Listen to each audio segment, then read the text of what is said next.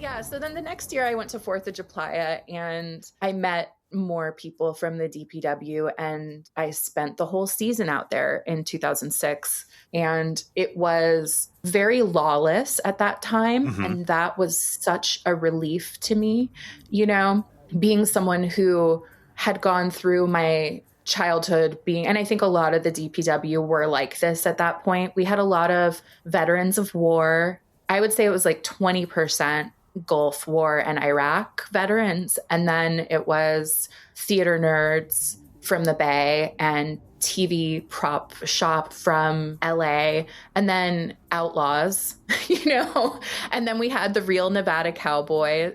Has anyone ever talked about Cowboy Carl? We've gotten little bits and pieces of Cowboy Carl. Did you get to have a real relationship with him? I did. I had a strong relationship with Cowboy Carl. We would commute together a lot, and both in 2006 and then I returned in 2012. And I would commute with Cowboy Carl, and I said, Carl, how did you... First of all, there were a lot of creeps. There's a lot of creeps at Burning Man. Oh, yeah. So as an 18, 19-year-old, I dealt with all kinds of creeps. But, you know, hashtag not all men. I don't actually like that hashtag. I'm just saying. Carl was not a creep. Carl was a consummate gentleman. And I remember, you know, I would deal with harassment and stuff, and I'd talk to him. And I remember him saying about a guy who was giving me problems. And he said, that boy is so stupid. If he was a hummingbird, he'd be sucking on a dog's asshole waiting for a nectar to come out. Wow, there's a couple steps in there, but I see where he's going. And he was constantly coming up with that kind of shit. Like, Playground used to joke that we needed to make him a taxidermy animatronic when he died, and then just have him keep saying these things. But he just had, his Cowboy Carlisms are legendary. So I would commute with him, and his story was he was a real Nevada cowboy. And later on, I ended up doing the hiring paperwork for the whole crew when I was there in my second round of working there. So I kind of knew everybody's situations, because it's like Carl was one of the two people who I would do their paperwork for them because they didn't use computers. Mm-hmm. And he had a flip phone. You know, he wasn't going to do that kind of thing. Well, because originally we did it all on paper. Like, I filled out all of my paperwork in 2006 on paper in the saloon, you know, but then we got onto DocuSign and all of the things. And it was so funny because, I mean, who cares? I'm just going to talk shit. Bobzilla, I want to say, was his name. Uh-huh. And he would always be on Facebook saying the wildest shit, but he refused to do DocuSign because he didn't want to put his real identification or whatever. And I was like, Bob, like, the government already knows about you. And, you know, like, you don't, like, what the fuck? Why are you making my life difficult? But Carl was like, okay, Carl, I love you. Of course I'm going to do this for you. And he was a real Nevada cowboy who built fences on ranches. And then he came in, he said, well, one day I went into Bruno's to get some food because I was passing through the area from job to job. And I said, what the hell's going on out there? And they told me it was a bunch of hippies on drugs dancing naked. And I thought, well, that sounds like a fuck of a good time. So he was really just a local back in the day. And he had gone since the 90s too. But he was a consummate gentleman because also he was a nudist, but he would park his Airstream trailer at walk-in camping because it was the last place that they set up, and he would put the flags. He would be on the edge of walk-in camping as part of the fence. And then on the camping side is where he would hang out and be a nudist, because he wasn't a nudist at work. He wore a traditional cowboy work outfit, mm-hmm. you know, Wranglers, long sleeves, hat. He did wear sunglasses. He said they used to say that made you Hollywood, but then all those guys got glaucoma. So he would wear sunglasses, but he would put, for the staff that would come around and bring ice, he would put his cooler on the roadside. So he would never make it so that anybody had to see him nude, you know? And I thought that was really wonderful and mindful of him as a man manager. You know, he's like, I don't want these girls who have to bring me ice to have to see my wiener, you know? So Carl was great. God, what a class act. It takes away how special it is when people want to see your wiener. Right. If you're just putting it out there in front of everyone. Yeah. So he was a wonderful guy.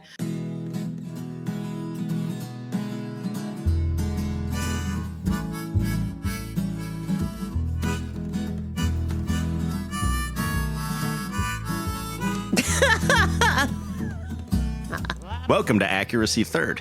I'm D-Day. I'm Beth. I'm Rex.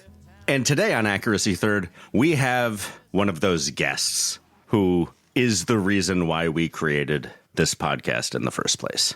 You mean like every other one of our guests? I'm going to say like 3 or 4 of our guests a season. Not that everyone's stories about Burning Man don't contribute to our ever-evolving history of Black Rock City. Oh, wow. Audience, dear audience. D-Day thinks this is one of the good ones. Whether this is one of the good ones or not, You don't have to agree with him. Fred is giving such a broad and deep accounting of their years at Burning Man.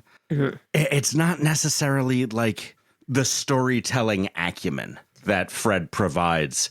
It is just so much detail of everything that they're talking about that really resonates with me as important information that our burning progeny should push forward. For posterity. Thank you. Fred is for posterity. Friends, listeners, past guests, every story has worth and value and contributes to the tapestry that is the oral history of Burning Man.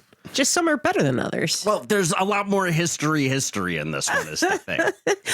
It's not just personal Fred history. It is the community that Fred floated through is also drawn into like every other sentence that they speak about Burning Man. It is a holistic history, a holistery, if you will. So get ready to hear a lot of names of people who aren't explained who they are, but everyone assumes that you know them. You don't fucking know, Beth. You have not listened to this yet. No. I will accept your feedback at face value once you've heard the episode cut. I'm not saying we have to do, like... I'm saying that. I'm the one saying.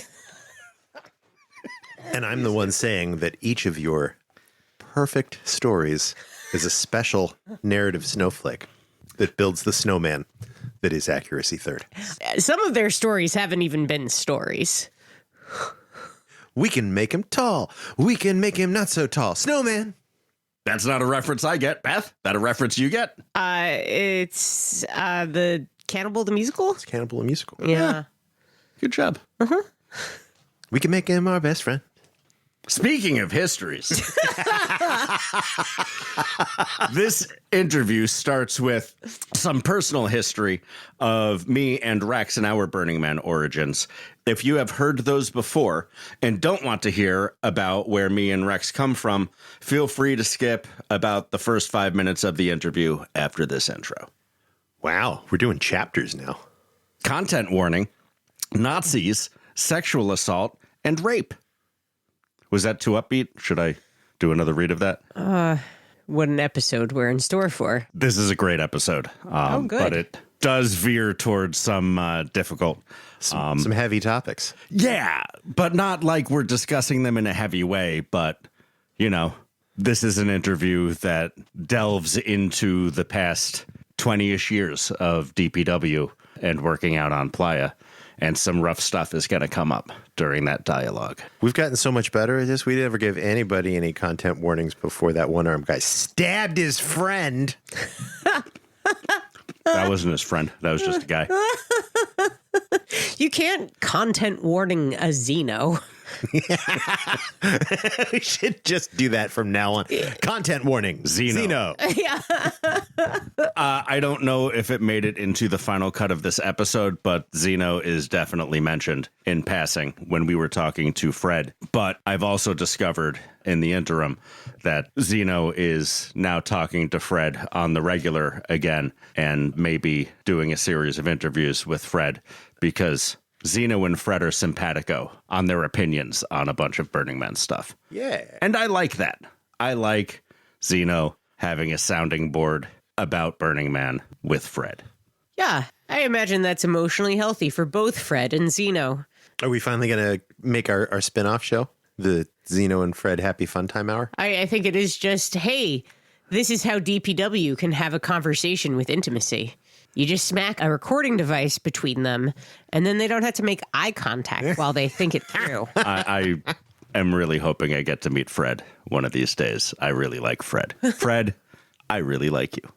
Yeah, I'll co-sign that. +1 to that. I don't know you yet, Fred, but you seem like a decent dude. Sounds like you gave us some great stories. Well, what happened was Fred called into the Shedio, and Fred and Rex and I talked in the Shedio for damn near 2 hours and 20 minutes, wherein I took my leave to go hang out with Code Adam because Code Adam was here, wherein Rex and Fred talked to each other for another 50 minutes after I left. And boy, howdy, listeners, are you guys going to hear a full 6 to 7 minutes of that.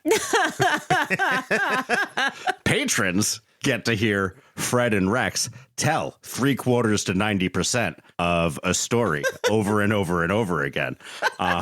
And you also get to hear Rex and Fred in front of me talk about Stabby Abby and all that other stuff that I just referenced after I left. But I heard it a couple weeks ago, and boy, is it gold for the patrons. Yeah, listen, here's the thing. I got the ADHD. I'm not so good at follow-through. We need 3 people in this studio with ADHD to keep one additional person with ADHD on vague track. I didn't realize that we were stabilizing each other. Yeah. Welcome to the Executive Dysfunction Happy Fun Time Joy Hour. I don't have executive dysfunction. I have all the other dysfunctions. Thank you very much. My executive is going full tilt. Yeah, and this man still finds time to play drums in the attic fairly frequently. Oh, yeah? Killing it. This is a long episode. Hey, everyone, this is the last episode of the season. Enjoy this long episode. This was a good hang.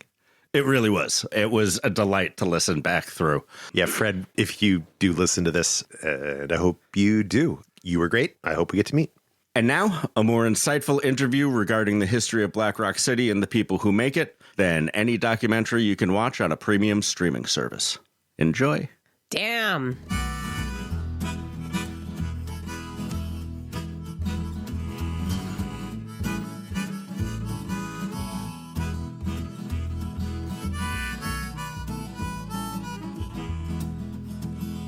Well, we can record all you want, but I have a couple questions for you, if you don't mind. Yeah, of course. And I already started the recording, but this whole thing will be edited. So anything that you say that you don't want included, we'll just excise right out. Unless it's racist, in which case I'm keeping it, and then I'll have a little rant at the end of the episode.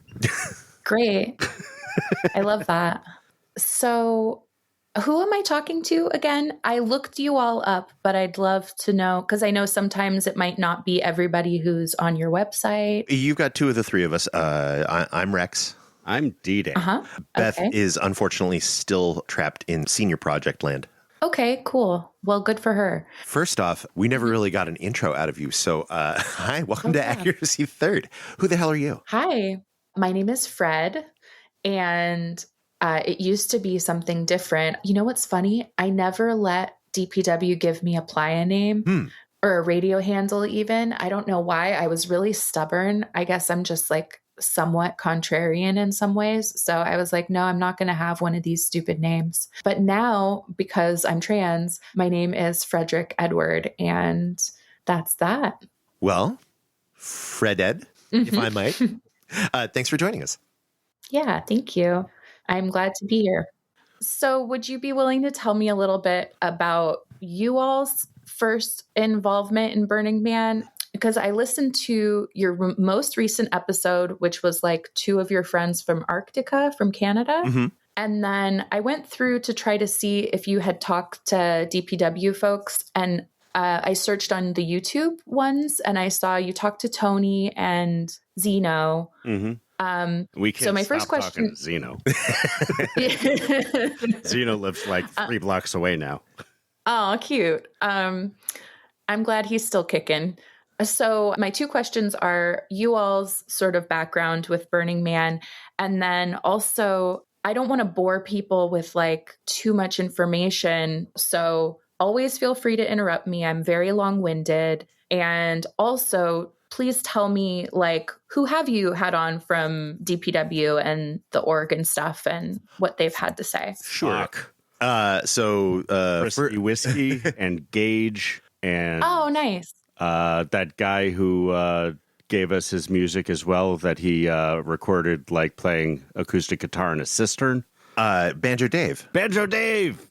Fuck yeah. Okay. Cool. God, we have had dozens at least. Yeah, we've had more gate Okay, cool. and potentially center camp folks than DPW, but like it's real close. I don't even know if that's Okay. the case. We've had a lot of volunteer friends. To answer your first question, I have been going to Burning Man since I turned 21 in 99. I lucked into some tickets and like instantly caught Love the it. bug. I rangered for 7 years and then moved over to work in leadership at the cafe Great. and then got hired as a permanent year-round staff member after the pandemic. Oh, what are you doing? My official job title is Community Services Specialist, which means Okay. I'm the Burning Man Project overseer for all but one of the community services teams, everything but center camp. Okay, cool. I used to live in upstate New York. Nice. And no, not particularly.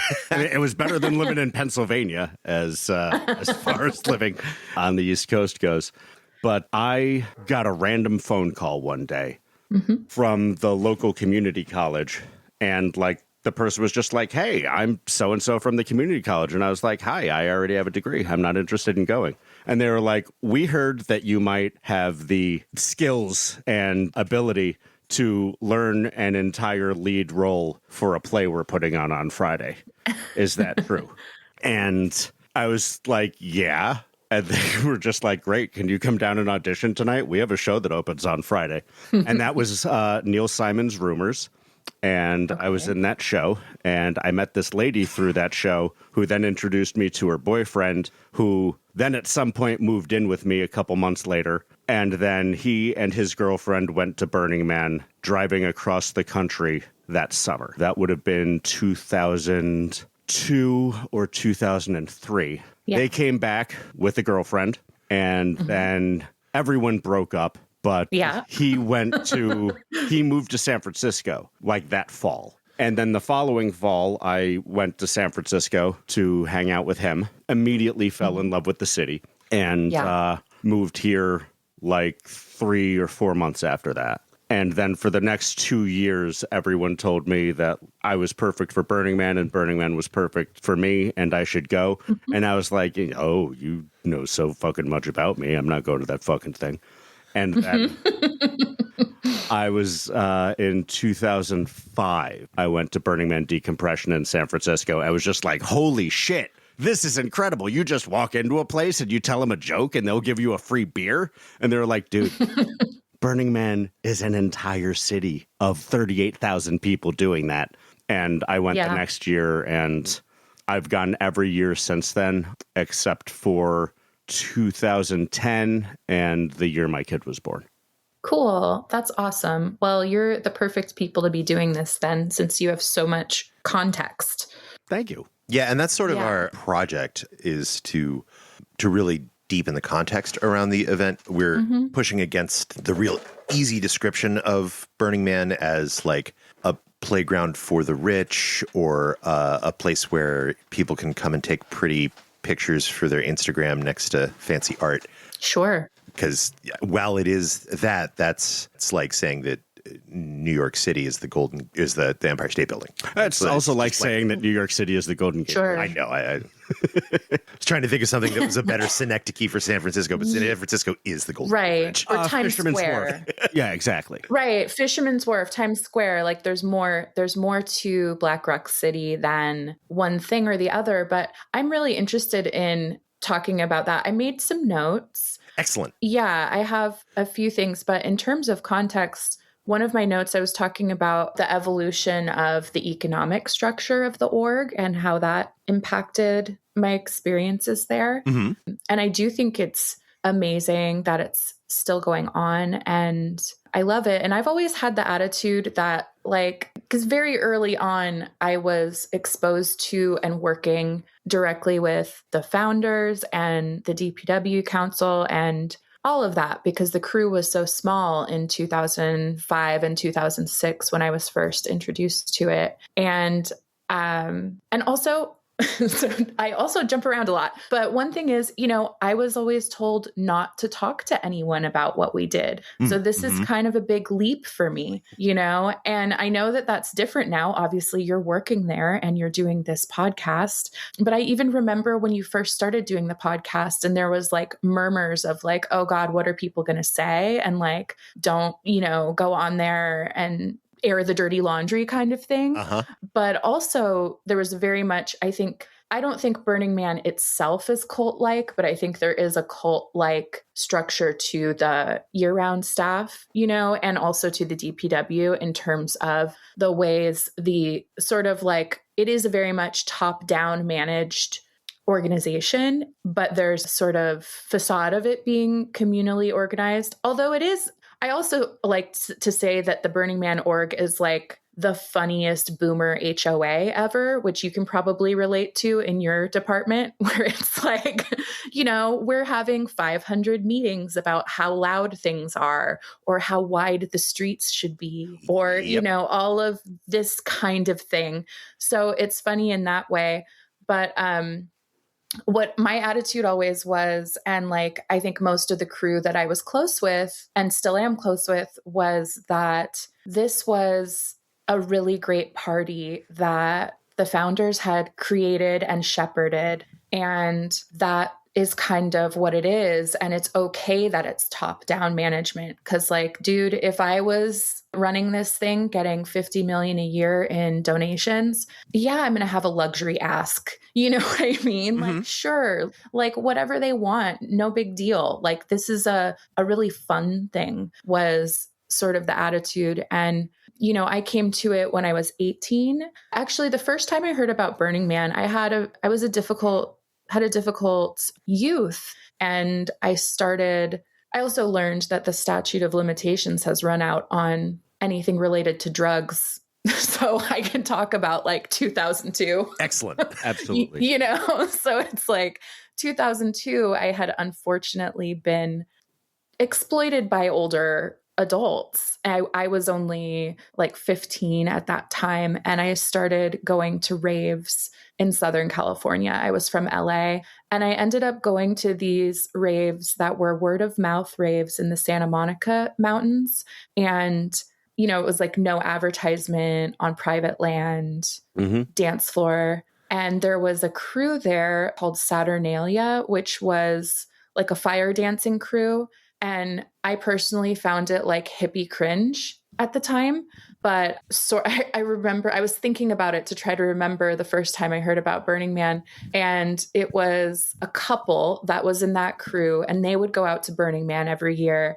And then they came back to Santa Barbara, and like the dude had really fucked up, and the lady was leaving him, and she took all of his clothes into the driveway and doused them in white gas and lit them on fire, kind of like TLC, the band. That was Left Eye, right? Left Eye. Yeah, Left Eye, and I think her football player boyfriend. Right. So it was kind of like that. So I was like, whoa, okay. So that's how I learned about what white gas was and how fire dancing worked and what Burning Man was. And I never really thought about it until maybe a year or two later. I was sent up to the Bay Area to make a delivery, and I walked into a warehouse called the Creamery, which I don't believe is still there. It's probably condos now, Yeah, I've certainly not heard anybody talk about the Creamery. Yeah, I was dropping something off, and then I saw these huge sculptures. So since you were there since 99, you may have seen them. They were just giant naked women the size of a school bus, and they were crawling on their hands and knees with their mouths open. And the artist had put speakers in their mouths and in their pussies. And they were like singing a siren song. Oh. And they were called the Sirens. And then I met the artist, and it was Deirdre DeFranco, who's, you might know Deej. She's amazing. I don't think I have met her, but I've certainly heard her reputation. Yeah, exactly. Yeah, she's very cool.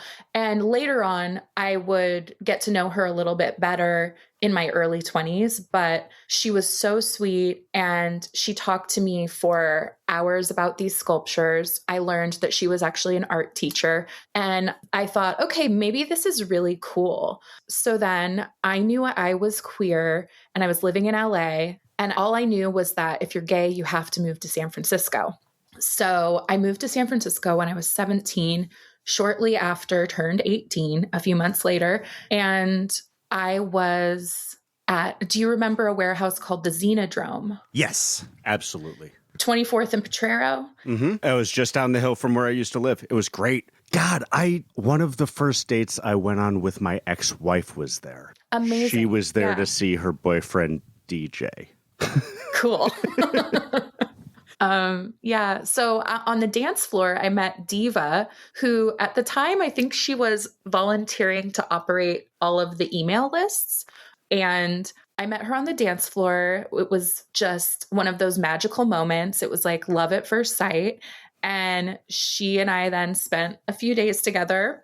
And then she took me to American Steel. And she was working on the Passage crew. Passage was a sculpture by Dan Doss-Mann and Karen Cusolito. It was a woman and child walking away from the man with large cement footprints that they filled with white gas and lit on fire. I remember that one so well. I was actually, when you started talking about Sirens, I was wondering if that was what you were going to describe, because that's such a impactful piece.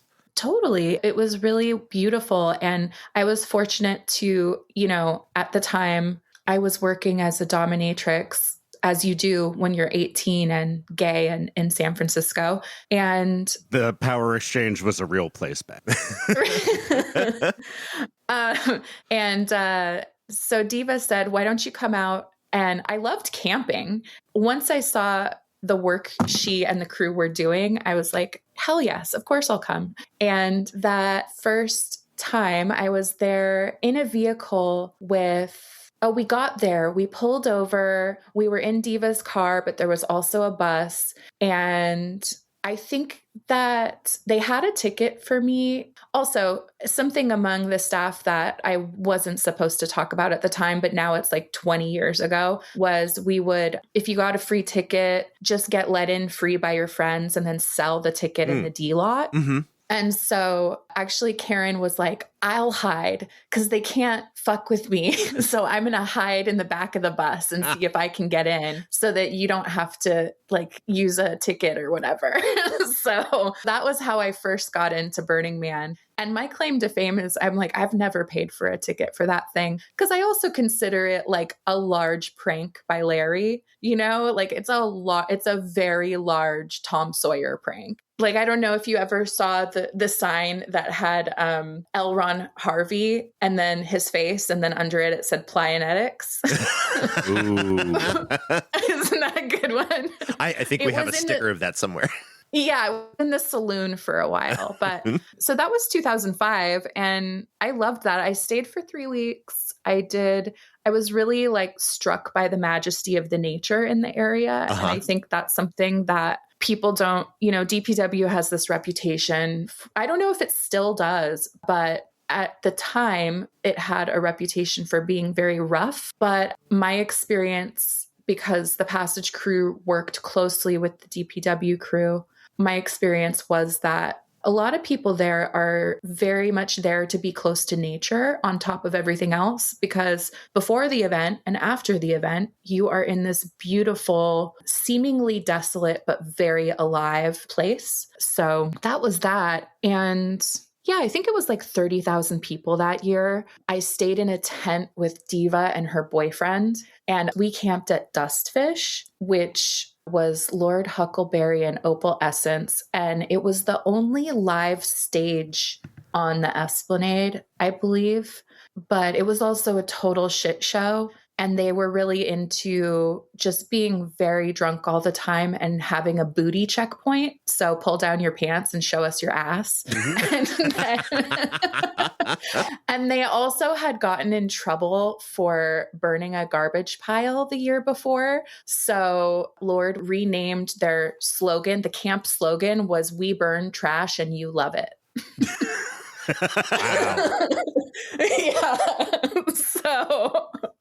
So that was, and Lord Huckleberry was an amazing person. He produced Sea of Dreams every year, which was the New Year's Eve party. And so he was like the godfather of Dustfish. And he was always wearing like snakeskin boots and velvet overalls and long blonde hair. And he always had a younger boyfriend. And I remember he did a camp fundraiser one year that was, sponsor my boyfriend and I. We're going to ride his moped from San Francisco to Baja. Yeah, people are always fundraising around here for some shit for themselves. Yeah, seriously. And he was like, sponsor this. But it was just hilarious because, I don't know, they made it somehow. I didn't think they'd make it past Los Gatos, but they did. Oh, there's a lot of money around here. And mopeds are very fuel efficient. Mm-hmm.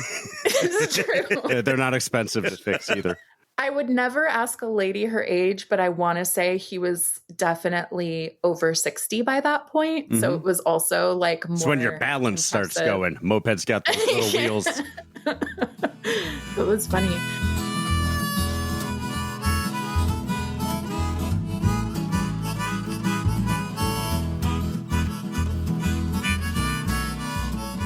But, 2006, that's where I learned how to drive a manual and any of the fleet vehicles that were all crazy. And there was also something that happened that year that was, I call it Mr. Toad's Wild Ride, because there was a metal shop manager at the time who was a young woman, petite, blonde, dynamite, and she had fabricated Will Rogers' fish truck. And she was driving it. And, I kind of had known that she had made it. So it made sense that she was driving it. And she came over to the DPW ghetto where I was camped with everyone. And guy I knew said, "Hey, let's go for a ride." So I ended up in the back of Will Rogers' truck and then driving around, and there was the teacup burn barrel. We were running into things. People were jumping out and taking propane from participants so that we could keep the puffer going. Uh-huh. So there was like looting going on. And I was just having a good time. But then someone had left their radio under my seat. And after a couple of hours, I started hearing the radio talking about us and saying like, "Where are you?" And I remember at one point also we were in a dust storm and it was hard to see. And so the windshield got kicked out. And ultimately it all ended with us crashing into the bar back at the ghetto where Marion was waiting for us. And everyone got out and nobody asked me any questions. It was like obvious that I was just in this car. I thought, fuck, now I'm going to get in trouble. No one was pissed at me. Dynamite went to Reno and never came back. And there were rumors that there was an affair and that was what precipitated it. Oh. But, that's typical. So I don't know what happened, but that was my impression of Burning Man originally. That was the kind of thing that was permissible, and it was like so refreshing to just not get in trouble. Right. I had a great time and everybody was really sweet. I stayed for resto and I did perimeter that year. So I got taught how to use the radio and the night vision goggles. I was taught how to use an assault rifle, all of the things that a 19-year-old really needs to learn. Perimeter has changed a lot since 2006. I don't think I've seen any of them armed. No. I didn't have an assault. No. No, we weren't shooting anyone. I think the only pickups I ever did were, there was one lady who was trying to see if she could sneak in, but she had a ticket. And then there was just, moonwalkers, as they say, just people who wandered out there and were high. That was 2006. I had a great time and everybody was really sweet. But then I went to Berlin the following year and had a great time and fell in love. And I mean, Berlin is like Burning Man every weekend. So you're not the first person that's told us that. I don't know if you ever met SF Slim. I did. Yeah, of course. Yeah. Yeah. We used to call him Duck Shit because he was an asshole to one of my friends and he built that big duck. Oh, I might have to spring that on him at some point. I mean, yeah, like I think he's probably changed, but like he's one of the sweetest people I've ever known, so I assume so. No, yeah, but we all have an asshole in us. Yeah, I was on the survey crew with him one year post cancer. Mm-hmm. So, oh yeah. So you have seen the sweet Slim. Yeah. He's now, or at least last I heard, a permanent resident in Berlin, and he says the cafe culture in Berlin is the closest thing to Black Rock City he's found anywhere in the world. Totally. It's a fun city. So that was what else did I have? I think that was the Hope and Fear year. Oh, that was also the first year that, has anyone ever talked about Fluffernips? We've heard a little bit about nips and fluffing, but if you've got some detail, we'd love to learn more about nips. Okay, cool. Yeah. So Fluffernips, it was her second year on DPW, and this is still 2006, and it was my first year working with DPW, and she was living in a van during resto when we would commute out to the playa. She would load up her personal van with an igloo or a couple of igloos and snacks for the crew, because at that time, there was no system for getting water and snacks to the crew. It was every man for themselves. But the people who were working resto there's some people who are doing it for fun, but it's also people who are doing day labor who don't necessarily have their own vehicle to go to Reno to get supplies and then bring it all out with them every day. And let's be honest, it's a bunch of people who are not necessarily the best at taking care of themselves, No. So I would get in the car with her. She was very big sister to me in a way. And I would commute with her to resto often. And we would always listen to the Prince album with the song 7. Oh, 7 in the night. Yes. Exactly. And watch them all with your. You're gonna send me back. And your savoir-faire. Oh man, That track is like maybe the last great track that he produced. It was really good. But it became, loved it. Well, and someone during Exodus that year had handed me a gallon bag full of mushrooms. So I just spent all of resto that year with nips, doing mushrooms during the day and picking up trash, like it's actually a great combination. They increase your visual acuity. You can spot smaller bits of glitter. Exactly. And so that was her first year doing that. She wasn't designated to do it. It was totally ad hoc. She saw a need in the community and she started to fill it. And so then the following year, it was like, oh, maybe I should do this for the other crews. I mean, I wasn't there for 2007 through 2012, but I remember coming back in 2012 and she was like, oh my gosh, it's you, and I was like, oh my gosh, it's you. Look what you've built. So yeah, that was pretty amazing. And then I came back in 2012. I had been planning to manage a tour for a band, but I had a breakup that made me not want to do it.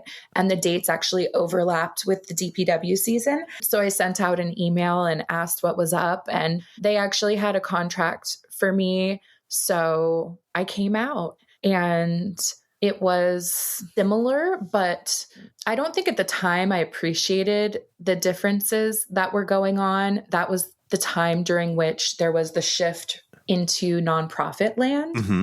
So I think probably most people listening to this know that it started with, it wasn't until 2015 that I got the full picture of what was going on, because I was invited to the DPW Managers Weekend where we all got a talk from Stuart Mangrum about the history. And I love Stuart. I think it's amazing that he told his personal story too, which was he wasn't interested in being a founder because he actually had a wife and mortgage and didn't want to sign on the dotted line in 96, 97 or whatever. But Larry brought him back, the founders brought him back as the director of education, as you probably know.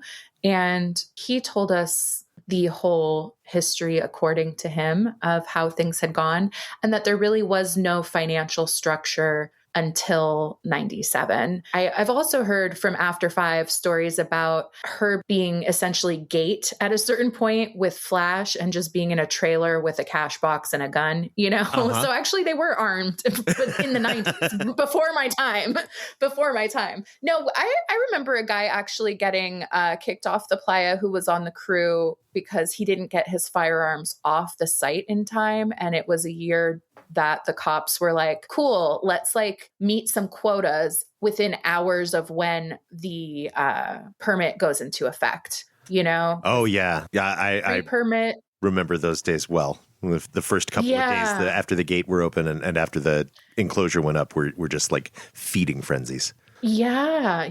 It really felt at a certain point later on, I want to say 2015 through 2017, my last few years, it felt like there were more cops at Burning Man than San Francisco, I really was like, God, I got to watch my back here.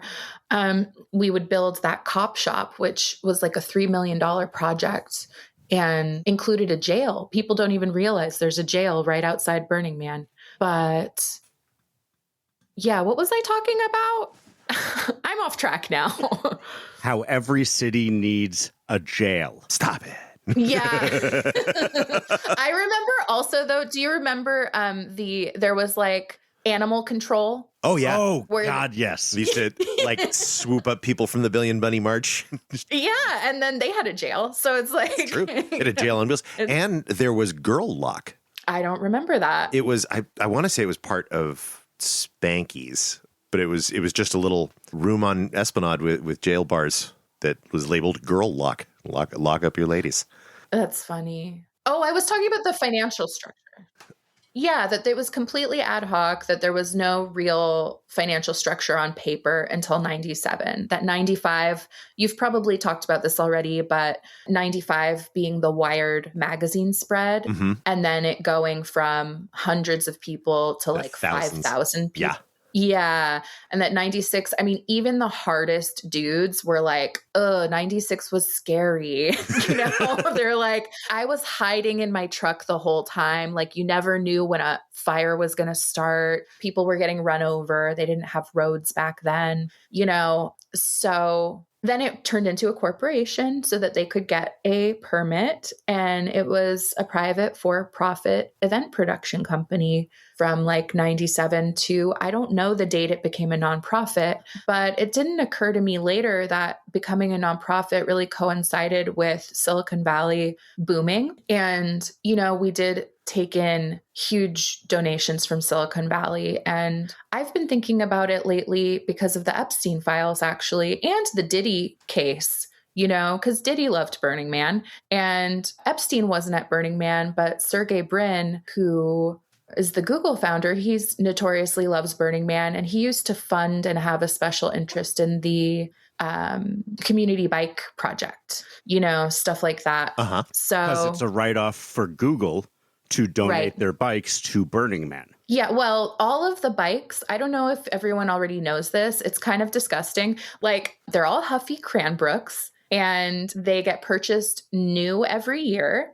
And then they get sandblasted and then they get painted and then they get taken out to the playa. So it's it's very Burning Man. Burning Man's so funny to me in that way too. And so I also started seeing I never thought Santa Claus was real, so it wasn't disappointing, but the scale of it was wild. You know, like 2006, I was like, oh, we had the Belgian waffle that year. So, which was like this giant, one of the giant commissioned projects was these guys from Belgium, and they bought just all the virgin lumber that went into it. Me as a little baby anarchist was like, this is an insane waste.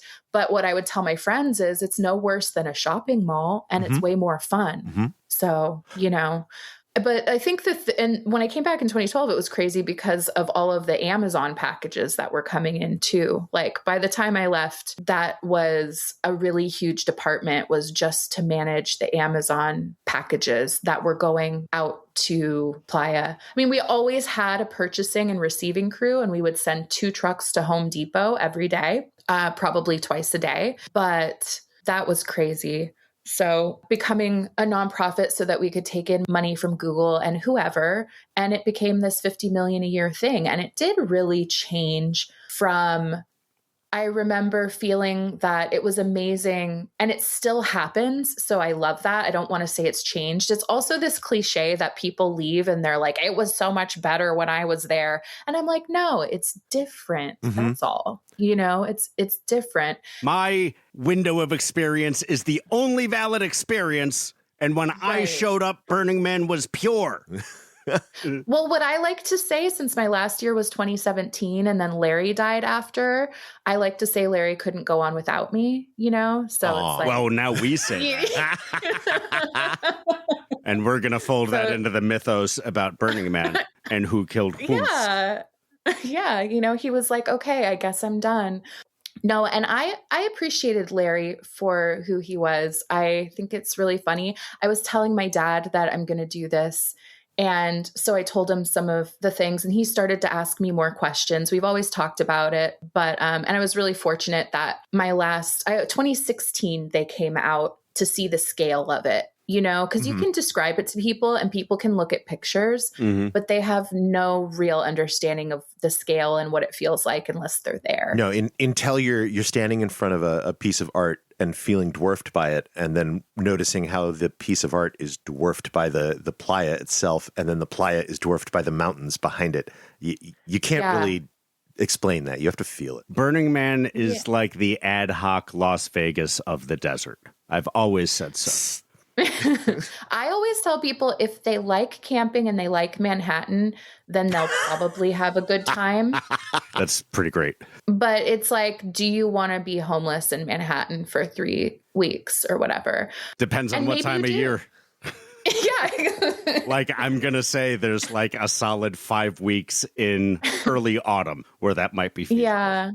Right. And you could have a really great time. And it depends on how sexy you are too, because you could get invited a lot of places. But I'm hotter the more haggard I get. Yeah. You keep clinging to that, buddy. So, well, you know, there is really a market for old, ugly bastards. Like, people love that. It's true. But yeah, the transition to nonprofit really changed things because the amount of money, what I enjoyed about Burning Man, I've distilled down to saying the barrier to entry is different from everyday life, or it was, because it was not possible to really buy your way in previously. And now I know that there's been some reduction in the amount of plug and play that exist, but I know there's still like more and more utilities and outside services are just necessary for that amount of people. Like, for example, when it got to this point of 72,000 people and then the permit was capped, and there was also that influence from the Silicon Valley donors of more. Let's see how big it can get. Bigger is better. And I called it, you know, Small Penis Man in 2015 because it was the biggest man ever, you know? And it was like, how are we going to get more people here? We can't get them in on the roads. We're not going to commission a train. Okay, we're going to find, I remember Audrey was assigned to find the charter company that lands planes in Alaska, because if they could land them there, maybe they could land them on the playa.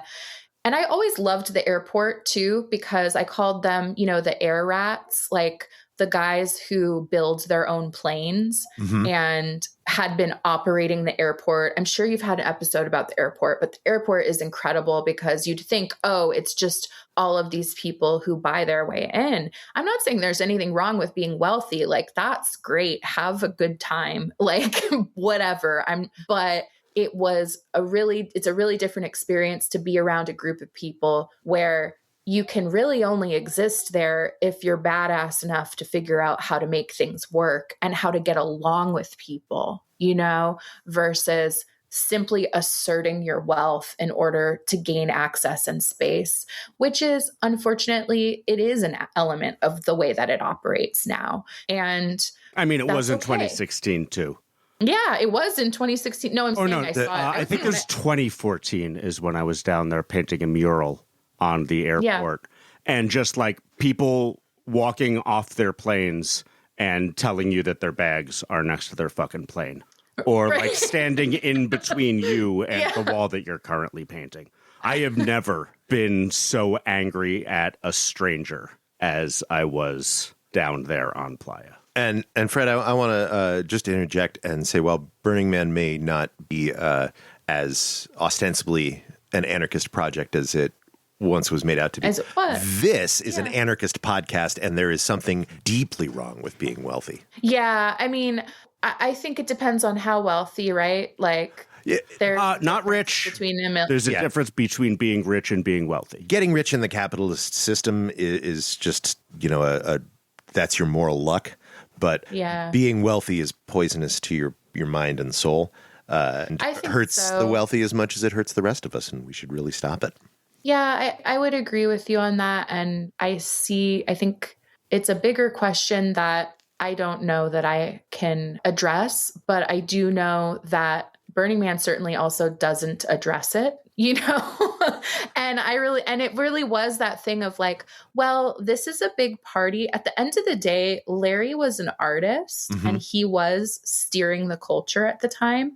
And as an artist, I think it was fun for him to be able to have all of this resource to play with, like I'm an artist myself. And it's like, oh, if I had $50 million, what would I build? I sure as hell wouldn't build that thing, but that's ultimately what it was. And, it was unfortunate. Like an example of that is White Ocean, or as we called it, Dirty Ocean, which was a camp. I don't know if it's still around. Is White Ocean still around? I don't think so. I don't know that they ever really recovered from the Great Glue incident. What's the Great Glue incident?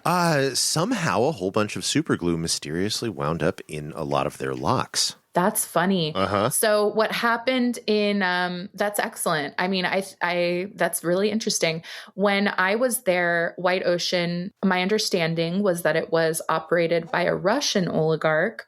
Not, Sergey Brin's an oligarch. So whatever camp he's at is also being operated by an American oligarch. But this Russian oligarch ran White Ocean. They were over on the 3 o'clock side, and they had a big dance floor. And I remember going to dance over there and thinking, everyone is so clean and furry and tall. And it looks like they're fashion models, like gorgeous, and I'm like, kind of haggard, but I was having a good time, And one year, someone took their variable reach lift that they had been using and picked up their generators and dropped them all in a pile, and then ruined all the equipment and left it there. And we never really found out why. Their official story was that it was disgruntled employees, because they were a very typical plug and play where they would hire a lot of people. It was like known that they would bring in these giant tour buses with strippers. And once I left, people would always ask me like, well, don't you want to go back to Burning Man? And I said, yeah, I mean, maybe I'd fly in with a Russian oligarch and a bus full of strippers, maybe. But then, because at that point it's like, okay, I'd rather be somewhere else. But I think that the other guess was that it was an insurance thing. So they asked Marion if they could just make a donation to deal with it, So they paid a certain amount, but it doesn't mean that it trickles down to the workers who have to deal with it. The workers get paid the same amount and then end up working that much longer to deal with this mess that someone left behind. Yeah. So yeah, Dirty Ocean is an example of, plug and play gone wild. And then also you had a lot of artists who had ambition that we didn't really have before. It used to be that if you wanted to make art at Burning Man, you were a classic outsider artist in that you make your work because you're really driven to make your work, and you bring it to Burning Man because you want to have your work have its life and share it with people. And now you do have a lot of people who make work because they know that it could go to Coachella. So that was a big thing when Coachella started shopping for art at Burning Man, or now Paris Hilton. Have you heard about how Paris Hilton has a warehouse in Vegas? I had not heard that. It's air conditioned and you can pay $50 to go see Burning Man sculptures. Which is amazing to me. I kind of want to go, I'm like, what did she buy? So you did have a different element when I came back. And at the time I didn't quite understand that, but now in retrospect, I can see it.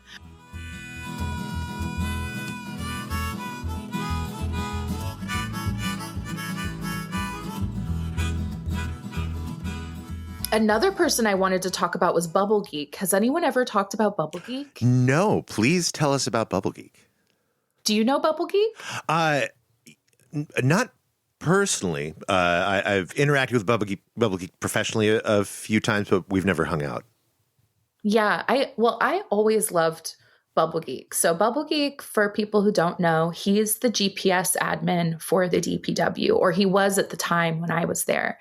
He's definitely neurodivergent, and he'll tell you himself, this is not his personal information, he'll tell you himself that he has facial recognition blindness.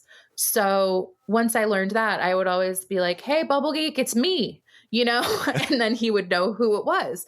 And I worked with him. He taught me everything about how to manage the GPS data, how to use all of the devices, keep all the devices working in the desert, which is a whole other thing. And then also how to manage the data backup and analysis for both pre and post event. So he would locate the point of the man every year. Mm-hmm. Bubblegeek lived on the ranch. Also, he was the ranch caretaker. I'm not sure if he still does. And he was he probably wouldn't want me talking about him, but I'm doing it anyway because who cares?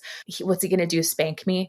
But he is very dedicated to the idea of Burning Man as being something that is truly for the common good of humanity. Like, he really feels that. So he was so dedicated. And I remember finding out he's been year-round staff since the beginning of time, and he didn't have proper benefits set up, but I know that got fixed. So that's a good thing. But because he's just so behind the scenes, he's not someone who wants or needs credit. So he doesn't get it, but I think he's amazing. And I asked around, I was like, what's the deal with Bubblegeek? What's the deal with Bubblegeek? And then I finally just started talking to him more myself. And I found out, I said, how'd you find Burning Man? And he used to follow the dead, and he sold black bean tacos outside of Grateful Dead concerts. And then one year he ended up at Burning Man, and then he just never left Gerlach. That was it. He moved in. He was like, this is it. This is what we're supposed to be doing in life, And obviously he likes bubbles. He used to blow big bubbles, but you can't do that with the playa dust. So he would set up, during the event, he would set up this big, the shade walls. They use the geotech fabric. Mm-hmm. So the DPW shade is all made out of geotech fabric. And there's some guys who like to take credit for it, but it's actually an FDR era road crew thing, So like building all the roads across America, what did you have available? It was 2x4s and geotech fabric, which is road fabric that goes under asphalt. Mm-hmm. And so you can also take that and make a wall out of it. And so he would make this sort of like octagon out of it, and then put a bunch of like he was into like blown up stuff. And it was also like, well, I have these walls around it. So if people don't want to participate, they don't have to. Cause I think it was a horny thing, but I'm not sure. You know, it was one of those things that's like kind of on the edge. And it's like, if you wanted to, you could. Yeah, inflatables is definitely a kink. Yeah. But also we camped together like next to heavy machinery for a while. And he ended up in this like DJ feud with the main radio station. Like he did not like their music and we could hear it. And it was this whole thing.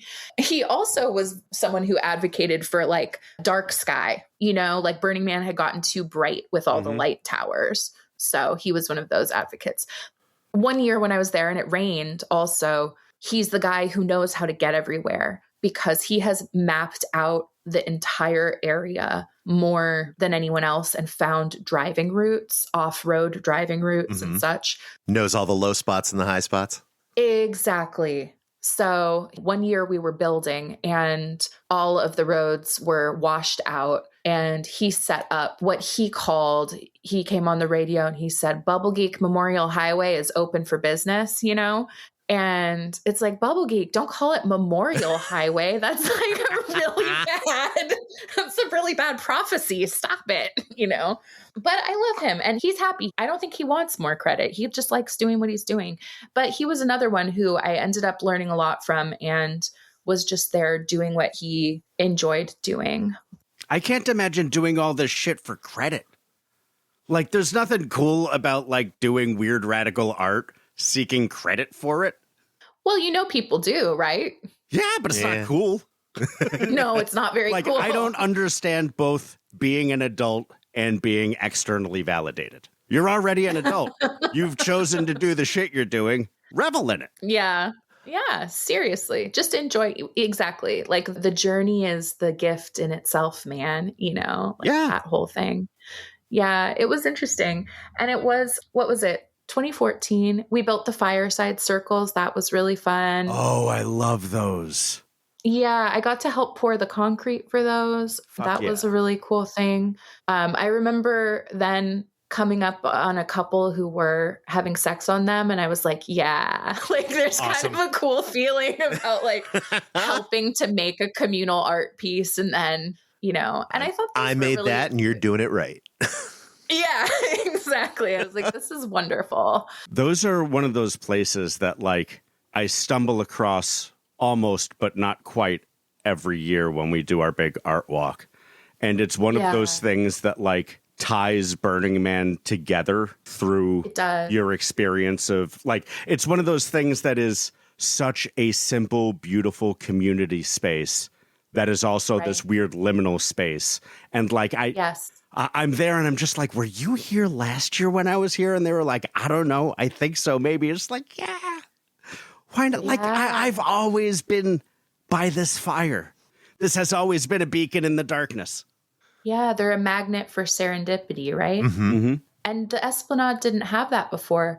And DA designed them. So Dark Angel of Black Rock. Yes. Dark Angel would design something as simple as a circle. Yeah. He's still very proud of that. I'm sure. He loves credit, by the way. Yeah.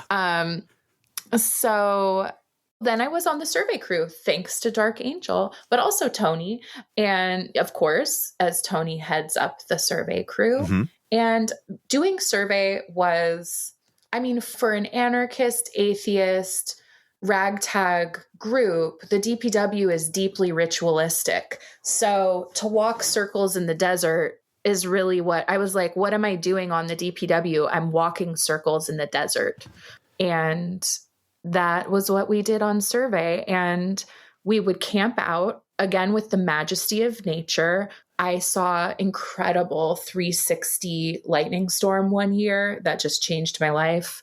And we got to see the most amazing sunsets. I don't know if people realize how gorgeous it is out there, but also just to brag about DPW know-how and the DIY spirit. I remember the temple crew. It was one of those I forget the artist's name. It wasn't David Best, but it was a joinery project though. So it was highly precise, and they came out with their survey equipment to survey where they were going to build the temple that year. And their machine that they brought with them kept shutting down from the heat. So they got an umbrella to put over it. But every time it shut down, it deleted all of their input programming. So they had to reprogram it. Sucks. Yeah. So we went over there with our equipment, which is an old school theodolite, but I think there's a new one at this point. There was the rangefinders, which are a little laser that bounces off a thing and says where it is. Mm-hmm. And actually one of my favorite crew members, we called her Eyes Up Here because she had a very large chest. And so you had to make sure that you were hitting the same part on her body every time to be precise, or you'd screw up the measurements, because we'd bounce it off of each other. Uh-huh. So we had the rangefinders, and then we would call it a monopod, which is just a piece of wood with a platform on it to put the rangefinder on so that you can stabilize it. And something we called an apparatus, which was pre-cut pieces of climbing cable with little rotating things to put corners in for the intersections. So Tony and Booyah went out, and they, in like an hour, surveyed the temple crew's site for them. I think it was like day 3 of the temple crew trying to do it with their fancy machine. And, it was just great. And I think passing those kinds of skills down, I hope it still continues, because it's also a really great place just for people to learn new skills. It's a big skill share, and I love that about it. We can't mention Skillshare on this podcast because we're brought to you by Brilliant. Brilliant. I think it's the same thing as Skillshare. What's Skillshare? Wait, what's Brilliant? Is that like a company? It's one of those subscription websites that has how-to videos for how to be a person in a professional field or not, or something. Gotcha. And they are a prolific sponsor of YouTube and podcast content. Oh my God. Have you ever seen the show Homestead Rescue? No. Was that like bar rescue, but for people trying to live off the land? For people with septic tanks. Yes. It's one of my favorites. And the guy, Marty Rainey, he's from Alaska, and he's amazing. Like, he would love the DPW. He's exactly these guys. Also, because he used to be a musician, and DPW is all artists, really, who are only grumpy tough because big tough guy artists. I'm scary. They're only grumpy because they're not making their art, When people have art. Living under capitalism sucks. It really sucks. It really, really sucks. But there's one episode that's amazing because it's like a guy who has a pig farm with his wife, and they learned everything on YouTube, but all their pigs are dying because they insist on making them free range, and then the piglets get eaten by eagles or whatever. But they're like refusing to put them in pens. And then Marty goes, "If I hear you say YouTube one more time, I am walking out of here," because it's just like the worst. But anyway, yeah, I mean, that was also one of the functions of what makes Burning Man so special, is that aspect of being able to learn skills that you may not normally be invited to learn. I think especially in a highly gendered field, it's still like women are really behind. And I'm not a woman, I'm trans, obviously, but I was existing as a young woman at the time. And the construction industry is really intense. And so even though there are still a ton of problems with the way that people are treated on the crew, there's also just so much really cool opportunity for learning. Like, I learned how to drive and operate a front end loader because the person operating it was like, "Oh, you want to do my job for me? Great." And then he stood there with a beer and was like, "Just do this," that kind of thing. Yeah, I guess that brings us to coming back, learning about the entire way that the plier restoration team works was really interesting. I ended up writing the standard operating procedure for that. And that was also the shift. Like the people who were operating the org, many had been there since the 90s, all trusted each other, loved each other, but hadn't written anything down.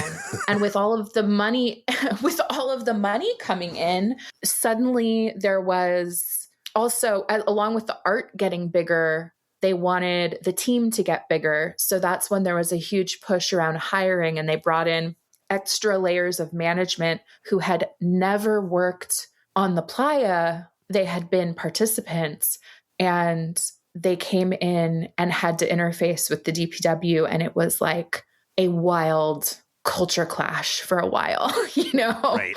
And that was really interesting to witness. DPW really operated, when I was first there, 2005, 2006, it really operated around community accountability, was taken care of, like frontier justice. There was something called the Long Walk Club. I don't know if anyone's ever talked about that on here. This is the first we're hearing about the Long Walk Club. Can you... So there's like a soldier and he's on a Jeep and you have to walk in front of him for at least 4 miles an hour. No, it was the Long Walk Club was if you did something really fucked up, like hurt another person in a way that you really shouldn't have, were behaving in a predatory way, just did something really bad, you would be taken 10 miles away across the railroad tracks. Things would happen, and then you'd be left there to walk back. And so that was the Long Walk Club. And then when I came back in 2012, there was HR. So things had changed, Yeah. And there was more and more HR. And I want to say like 2016 was my last full season.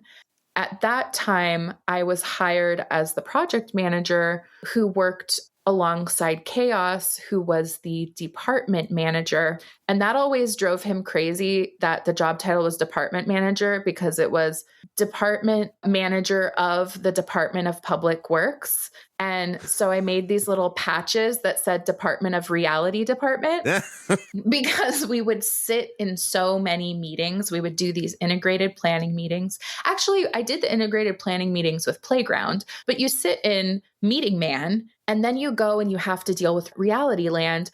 But also that year, it was like, I knew Santa Claus wasn't real, but I really thought that everyone involved in the project cared about all of the other people involved in the project. And unfortunately, I learned that there really, in certain facets of the org, there was really a disregard for labor that bothered me. And I took people to task for it. There was someone who really wanted me gone because I pointed out that he was not doing what he needed to do to take care of the team. So anyway, he wanted me gone. But instead of that, what they ended up doing was there was a woman who was a friend of Marion's who was working with HR that year, and she was an energy worker. And they made me have a 3-hour session with an energy worker because they were like, we can't fire this person. Wow. But we'll try to fix their attitude. And looking back, it's just hilarious. And did you find that your Kundalini was flowing more freely through your chakras after that? Well, here's the funniest part of my 3 hours with the energy worker is that her day job was she was an executive recruiter for Visa. So 2 non-jobs. Speaking of evil, right? But she did give me some good advice in terms of navigating all of this corporate mess that had emerged, all of this, it was like walking through a sewer of corporate ego. And she said, do you think you're smarter than other people? And I said, no, I don't. I actually think we all have equal potential. And she said, yeah, but some people are doing the best that they can. And basically she did somehow get through to me that I was not going to get anywhere by fighting people, I think especially considering my gender and age, but that I had to manipulate them. Yes, that's exactly what she wanted me to do. Well, also work around them. Just let him be a loser fuck who doesn't actually do what he needs to do to take care of the crew, and then go ahead and get it done without him, but let him think that he did it, you know, which is... And in that way, you'll be supporting a shitheel who doesn't deserve the job they have. Won't that be great? Won't that make you feel better? Yeah, I wanted to get out of there because who wants to be in a job where you're having to fight people all the time? Also, the level of domestic violence I was encountering, because I was one of the only women on the crew who was in like a management position, everyone was coming to me with all of their problems, and it was staggering. I wasn't prepared to deal with that amount of domestic violence and violence in general, you know? So I was looking for something else. I ended up being recruited by Live Nation, which was wild to me coming from a completely DIY background. But it turns out that Burning Man was one of only 4 camping festivals where there's more than 50,000 people. And to me, this was like my friend's weird party, you know? Right. But suddenly I got a corporate job, and it was my lifeline to be able to do something else and not have to be in that environment anymore. And I needed some time away from it because that's also the year that the Nazi harassment started. So it's like, what are you going to do? Can you be more specific about Nazi harassment? Yeah, I mean, I would love to. I have like an anecdotal. It also has to do with Larry Harvey, because then he ended up. The last conversation I had with him was about it. But yeah, the Nazi harassment was interesting, and honestly, there were actually really pretty intense reports of very heinous rape to me, like heinous, like special victims unit shit, really fucked up. These reports of rape happened, one in 2015, and then the person who was accused, he was removed from the playa. And then before he died, he threatened myself and other people about how he was going to kill us and come back and kill us and all of this stuff. He passed away. Good riddance, honestly. R.I.P. There are people who loved him, I'm sure. But for me, I was just relieved. The second year, the Nazi harassment started because it was reported to me that, well, actually, this person confessed it to me when he was drunk. He told me this like crazy story of what he had done. And I just didn't want to deal with him. And I didn't think that he should be in a management position if that was the type of shit he was doing. But he also was someone who brought things that people wanted out there, you know, which is a very protected position. If you're bringing things that people want and you're willing to do that, then they're going to want to keep you around. So he just started tagging swastikas on all my shit. And I think the fact that he wanted to do that, and I do have Jewish heritage, you know? And so it's like, okay, is this a thing that you really need to do? Stop it, dude. You're being a piece of shit. And it sparked a conversation amongst the crew because, of course, there are people on the crew, including Slim. Slim loves to dress up as Hitler. I don't know if you knew that. Did not. And he thinks it's funny. Yeah, and he did it that year, too. He likes big fuck you, Slim. Well, because it's like, oh, we are making a mockery of people's perception of something, like... Well, white people who have never dealt with fucking Nazis are quite often thinking that it's funny to present as some sort of fascist imagery that they're not really, sarcastically. And it's a big Gen X thing. And I know, Slim, that you're Gen X, but just because that part's not your fault doesn't mean you oughtn't do better. Yeah, I mean, and it is what it is. I'm very much not interested in telling anyone what to do. And I'll remove myself from a situation where I find out that the people around me are pretty much all in agreement that that's cool and funny and fun. And so I was being targeted by someone specifically to piss me off. And then I was being told by my friends that it was just funny and I should let it go. And meanwhile, the crew is like, what, like 90% white people, you know? And we also had issues with homophobia. It was funny. I remember Miss Roach had because we had fucking Andy. I love fucking Andy. You know, fucking Andy is a survivor of like growing up in 1%er culture. So it's like, what are you going to do with a guy like that?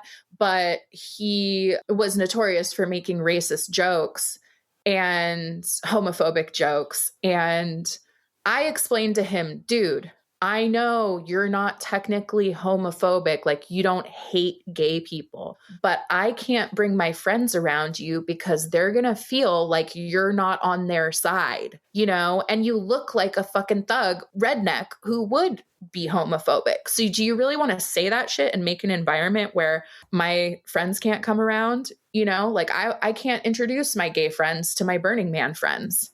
Which is weird because Burning Man is so gay. It is. And maybe that's something that has transitioned a bit. But I feel like the contemporary DPW is an extremely queer group. Super queer. Yeah, it might be. We also had a really bad situation where we had a trans woman who was just like relentlessly bullied during Resto, and it was very difficult. And I believe that she found other facets of the community to connect with. But yeah, I mean, DPW has always been pretty queer, but then at the same time, permissive of that type of behavior because it's just always been there. And we do have this element of like 1%er survivors, stuff like that. So essentially, but what I was going to say about Roach is she made a whiteboard in the saloon that said, fucking Andy made a funny and it wasn't racist. And she was giving him points for jokes that were non-racist. And then I think it also said like days since fucking Andy has made a racist joke because she was trying to like knock it out of him. And that ended up being the conversation that I had with Larry about it because I went off to my Live Nation job and that had its own problems. But at that age, I think I was 29 by that time, all of these people had known me since I was 18. So they felt comfortable to speak to me, touch me, do things that it's hard to retrain people around as you grow up. They already had their scripts about what they were allowed to do around me. And when I moved over to Live Nation, I was able to not have people feel that comfortable with me. So that was kind of nice. I could just be at work and it was just work. And that was refreshing to me. When I had a conversation with Larry about it, because I came back and I camped at first camp and helped with the Elsewhere Pavilion, which was hilarious to me coming from DPW and then helping with the crew that does Elsewhere. So DPW builds first camp, builds Elsewhere, which is like where the org puts out their propaganda.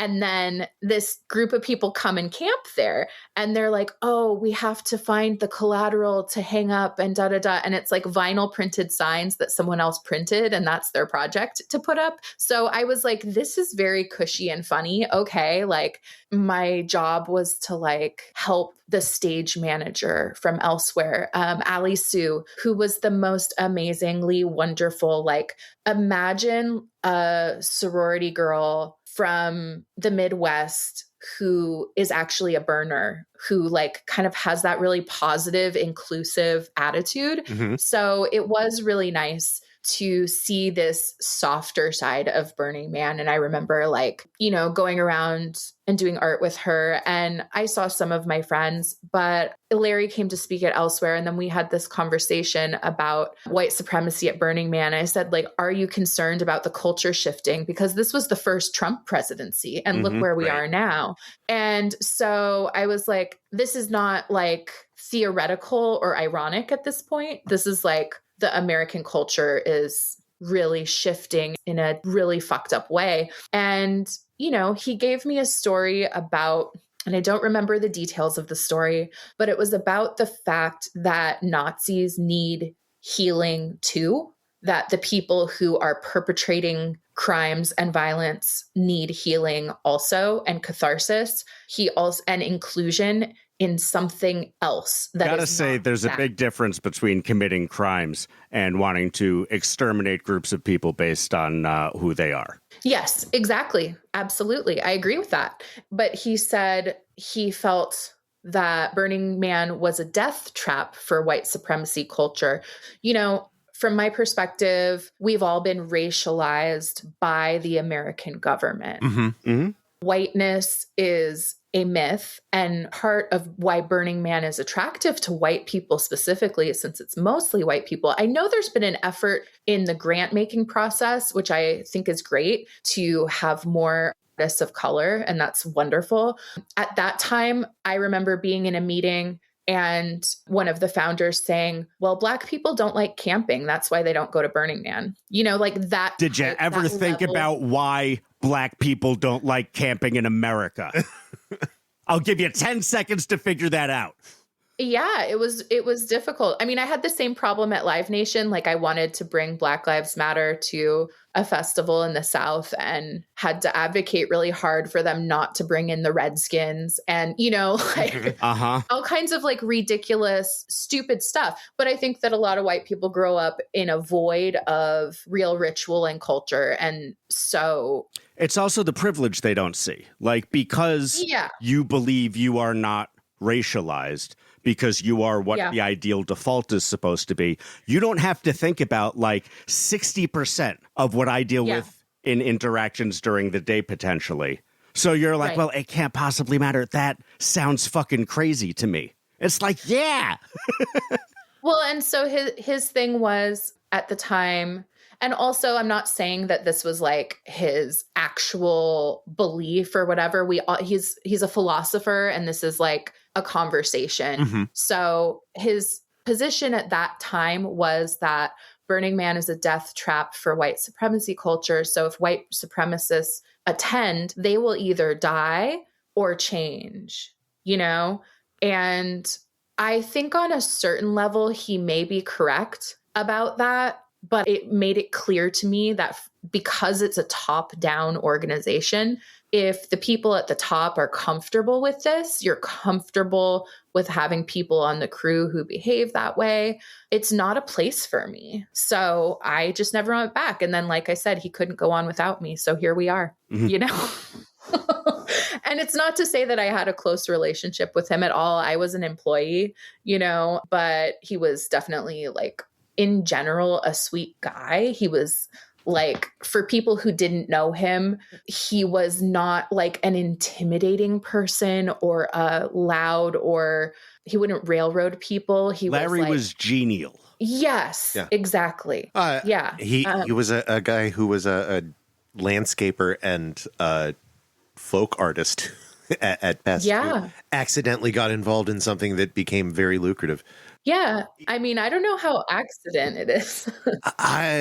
Having gotten caught up in it when it like really started to ramp, it feels very accidental to me. You think. I can see that. And especially accidental in the sense that the people who started it had no intention of creating a giant festival. Yeah. Or really the skills and foresight to manage what they accidentally created. Yeah, it was a big experiment. I mean, I remember Hazmat. So Hazmat is the person who, the first time Hazmat went to Burning Man, he rode his bike from Austin, Texas, I think. I had no idea. I got to ask him about that. That's cool. Yeah, like he's really, I mean, he's true blue. And I remember he had an anthill like on his desk for a while. You know what I'm talking about? Like one of those, like, you can see into it and the ants farm are doing their thing. Yeah, he had an ant farm. And I think somebody else had like sea monkeys or something. But Burning Man's very much an ant farm. Mm-hmm. Yeah. You know, because as much as they try to control it from the org, there are so many people who are just invested in it on an extremely deep and personal level who are going to do whatever they're going to do, you know? Yeah. And the decisions that people make in the org, there's never been an ability to like understand what the outcome of any given decision you make is, because it's all putting the airplane together while it's in the air. Right. Yeah. You don't know. There's so many factors. Mm-hmm.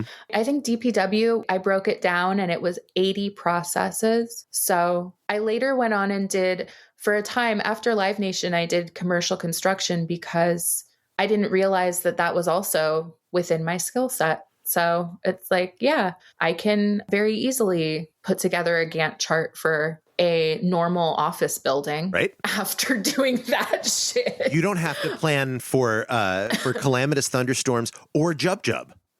Oh my gosh, you just reminded me, the DaVinci Man. So it's my do you favorite remember failure. That?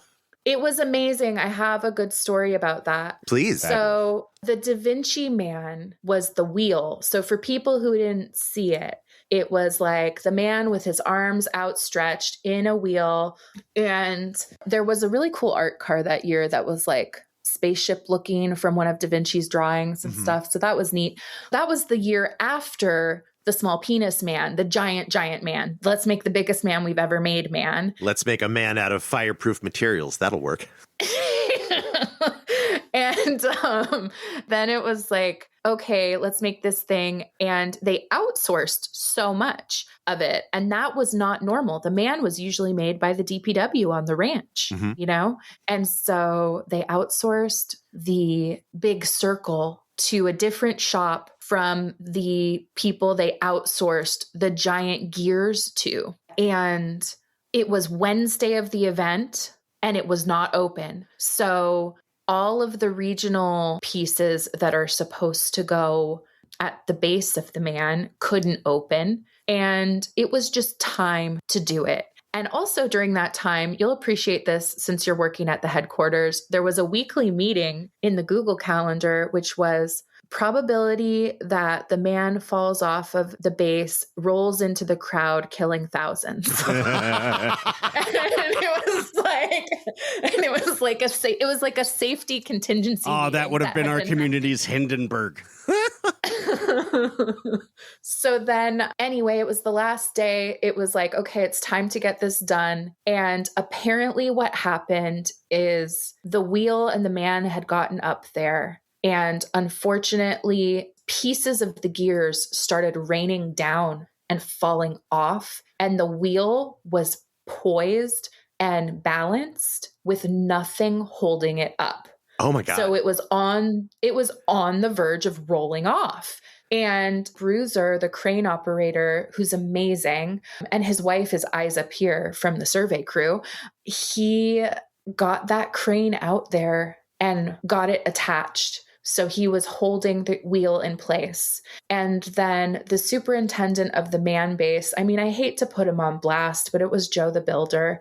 I love Joe, actually. I mean, some people hate Joe. I thought Joe was fine. He was no worse than anybody else out there. Like, come on. Like, the DPW are not. Smoke Daddy disagrees. Yeah, you know, like Joe the Builder didn't fucking listen to anyone he didn't think he had to. And he did not listen to the tradesmen who worked on his projects. That's what I'll say about Joe the Builder. Yeah, I know he didn't. And there's a reason he doesn't, you know, he did not listen. And there are a lot Let's of people. Let's skin the man a third time, said Joe the Builder, not learning from his two previous times that the man didn't burn. The eponymous Burning Man would not burn. Give that white man a third try.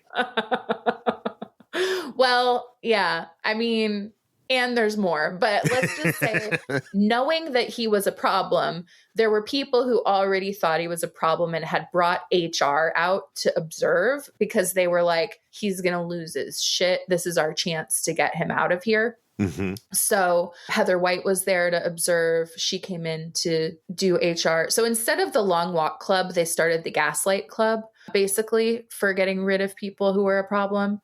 You just keep telling them over and over again that they've already left Burning Man, and they're like, well, I guess I should go. I guess there should go. I guess it's over. But so she was there, and then Larry was there, and Joe was losing his shit because he wanted to send the metal crew up there. They were like, Chaos was like, this is not safe. We're not risking lives over this. And I loved working for Chaos. Chaos is also true blue. Like, he cares about humans, and he doesn't want to see people hurt for no fucking reason. And I used to get very stressed out, mostly because I was just so worried about my friends, And I was also worried about doing a good job, because at that point in my life, I didn't understand that 90% of people phone it in, Like, you're generous, 90%. Like, I thought you were supposed to like do the thing, the best way you possibly could. So we're building a city for art. It's the most important thing you can do. He would always go, hey, we're not building a refugee camp here. Like, it's just rock and roll. Like, you don't have to build a refugee camp. You just throw shit up. Refugees don't have the wins we have. Nobody sets up a refugee camp in hell. You bring them out of hell first. You put up some easy ups. Yeah. So Chaos was like the voice of reason. And he said, the only choice is to weld it in place. That is the only reason to send a crew up there. It's staying in place. It is not going to move. And we're going to open it with the man upside down. And Joe threw a fit and like threw his hat on the ground and all this stuff. And Larry went over and put his arm around him. And he said, Joe, listen, DaVinci had thousands of inventions that didn't work. So this is basically right on theme. Like, that was that. That's a pretty deft way to call Joe the Builder a failure. Right? Yeah, you didn't say it. I did. He was like, this is right on theme. And I mean, that's perfectly Larry, right? And so then for me personally, it was special because it landed on the front cover of the New York Times, like bottom fold, but it was New York Times bottom fold. And my grandmother, she was the wife of a Marine and then later worked a little bit in construction, but mostly lived on military bases and stuff, and really didn't have any concept of what Burning Man might be, but was like trying to be positive about my life, but she couldn't get it. She was really impressed that the thing that I was working on was in the paper. I was like, great. It was like legit for her. That was also the first year that I think I had a trailer. No, I think a couple years before that, when I had a trailer that had my own bathroom in it, she was like, wow, I guess you like have a real job now, but getting into the New York Times for being stuck upside down was, impressive to her. But that was that. And so 2017, after the Nazi talk, I actually went to Reno before the man burned and was at the spa at the pepper mill when the man burned and was like, I think I'm done with this, and that's okay. It was definitely hard also just processing all of those things that I experienced that I thought at the time were treated as extremely normal, because that was the friends and the community that I was used to. And then coming to realize it's not normal to have that level of stress and danger all the time. And like, sure, it's cute. Like, safety third is funny until someone's maimed for life, Yeah. And I think the financial aspect also changes it, because when you're doing something out of passion and curiosity, like that was a big part of it for me. Just like, what can we do? What can we get away with? What can we build? How does this work? As a kid, I got taken to a museum and saw Richard Serra's work, who's, monumental sculptor. So being able to wind participate. sculpture guy, the things that walk across the beach. No. He's the one who does the giant rolled metal sheets. Oh, yeah. Like in MoMA. Yeah. Mm-hmm. Yeah. So the scale of that when you're a kid is like, what the fuck is this thing? And feeling like lost in the middle of it and then going to Burning Man. And so DPW for me was really being able to participate in making those monumental sculptures and also seeing the artists who came out. I also loved this one guy. He must have been Austrian. He had a Northern European accent. He could have been Norwegian. He could have been Austrian. I don't know. But he had this absolutely looked like it was out of a movie, very slick fabrication, spider walking car thing. Oh, Spider remember that thing. Yeah. I loved it. Do you? Yes. So one day it was sunrise and I saw him coming out of it. So I got myself over there and I was like, dude, this is the coolest thing. This is amazing. He's a really great example of why I love Burning Man, because he was like, yeah, like I'm not going to try to do his accent, but imagine an Austrian, Norwegian, something accent. And he was like, yeah, I made this. And then I brought it over here because I didn't know where else I could really use it. Yep. And he was like, I just wanted to use it and show people what I made. And it was so cool. And then he said, I did make one mistake. He didn't put air conditioning in, so he couldn't use it during the day. But yeah, I love that stuff. And it's been I also think it's cool. I've never been to a regional, but I think that that's what I'm going to do is I would love to check out some of the regionals eventually. Oh, they're pretty great. What part of the world are you in? I'm in upstate New York now most of the time. Portal Burn. New York. There are a bunch of really cool There's like people 3, I think, that go to Portal Burn. Yeah. Oh, well, not cool people. I mean, I think there's like 3 burns in upstate New York. There's several burns in the region, but Portal Burn is the one that I think is our friends are from. Yeah, and is kind of the big one.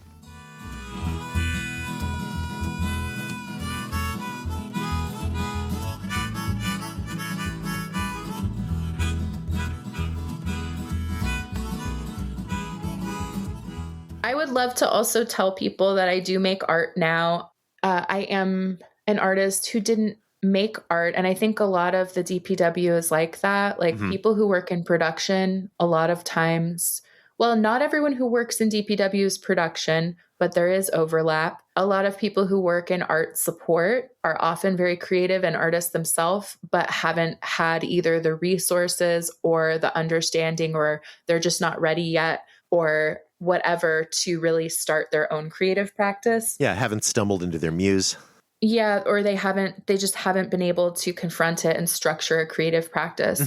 But I would say 2022 is when I really started on a very solid track. So that's what I do now. I'm mostly working in photography and time-based work, and it's very much not at all related to Burning Man, but I really have to credit Burning Man. I never really have credited Burning Man before. And sometimes I'll joke that Burning Man is my drunk uncle who I don't really want to bring around my friends because he might say something weird or grab their tits or something. But I actually, as we're going to talk about today, I was so influenced by some of the incredible artists and people and experiences that I had. And I'm really forever grateful for everyone who brings their heart out there.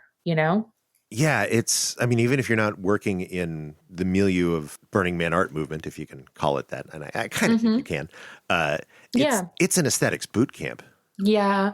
And being in DPW is it really is, it's corny, but I think about like being a rock tumbler or something. Like you really get jumbled around so much. It can be so intense out there that there's an element of confrontational art that is out there that I think really influenced me, because a lot of my art is confrontational.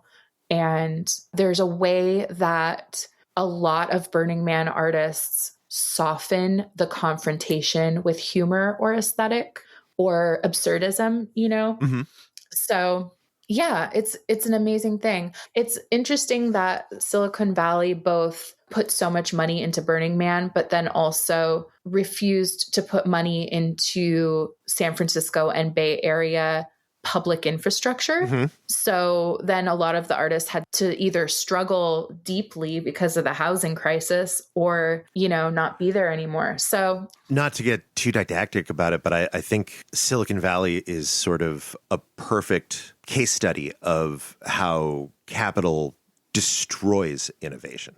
Yeah. Because all of this money pouring into these creative technical endeavors is as unthinking as the computer industry is innovative. Sure. Capital cannot do things like consider the effects of their expansion of industry on the community in which it's based and take proactive steps to mitigate those. That's not in the best interest of the shareholders this quarter. Yeah. And so you just ruin the places where you find your wealth. Yeah. It also really attracts people who have succumbed to greed, and greed blinds people to the best path forward. It's kind of like thinking with your dick, thinking with your wallet or something.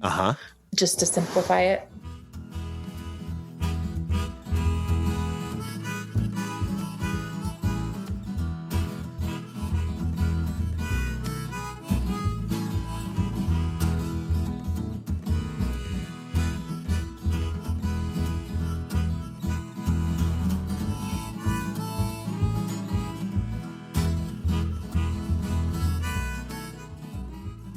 And we're back. This podcast, and I'm sorry that I'm speaking for the two of you in terms of our podcast opinion, but this podcast promotes the punching of Nazis. Yeah. Yes. Like unequivocally. I don't promote the punching of most anyone. But folks, if you find Nazis in your space, do not rest on your laurels and assume that your space is too good to foster Nazis. You punch those fucking Nazis and you make sure that they don't find your space comfortable to be in. Larry was right about some things. He was wrong about Nazis. A lot of white guys wrong about Nazis. Listen to people without privilege about Nazis. Politics that are predicated on violence may only be met with violence. That was so much better than the paragraph that I wrote about Nazis. I'm deleting the whole thing right now. Hey, look at you. Editing in the moment. Thank you so much, Fred, for being on this podcast. Please come back. We will interview you again, and please come to Oakland. I would like to hang out with you. Something that Fred mentioned, and I'm not sure if Bex and Reth. Bex and Reth. We've become a Scottish podcast. I'm not sure, Rex and Beth, if you ever experienced the thing in San Francisco that I experienced that Fred mentioned. Beth, did you ever go to Sea of Dreams? No. That was the old New Year's Eve party in the Concourse Center at the base of Potrero Hill. It was like maybe 9 blocks from my house. So I went one year because this fucking humongous party was happening down the hill from me. And I went to see Glitch Mob play because Glitch Mob was playing. But I looked up this party that an old friend of Fred's used to throw in San Francisco for a New Year's Eve humongous shindig. And Ozo Motley was there. Don't remember them. Do remember Glitch Mob. Bass Nectar was there. That's all we have to say about that. Bunch of bands I don't recognize, like maybe 20 of them. But Hookah Dome is listed at the bottom of the set list as being a part of it. I don't remember Hookah Dome being there either.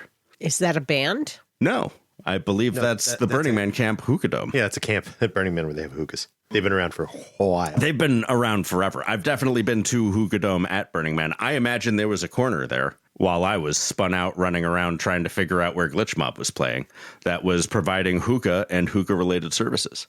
It's also the first party that I ever considered paying the VIP ticket price for because I was going with all of our friends. We were splurging on these tickets as it was. Like, it really felt like maybe an extra $75 was doable and would provide a premium experience. I am proud to say that I did not, and I never pay for the VIP experience, but I did use it while I was at the Concourse Center at Sea of Dreams in 2010. Beth, would you like to know what the VIP experience was like at Sea of Dreams? Look, I might not have been to this shitty rave, but I have been to many a shitty rave, so I can guess. So the concourse center has like its long rectangular floor where all the different performers are happening in different areas of this like 70,000 square foot arena space. And up on one side is a walkway between some bleachers that are out and some bleachers that are pushed back in. And that walkway takes you to the velvet rope, which it's pretty easy to convince people that you get to walk behind that velvet rope. And behind that velvet rope is a folding table with a tablecloth with chocolate-covered strawberries in a humongous, like, 64-quart bowl. Now, is all the chocolate melting all over all of the rest of them? Yes, it is. And next to that is an empty bowl. And next to that is a bowl of hummus. And next to that is a porta potty. And that is your VIP experience, ladies and gentlemen.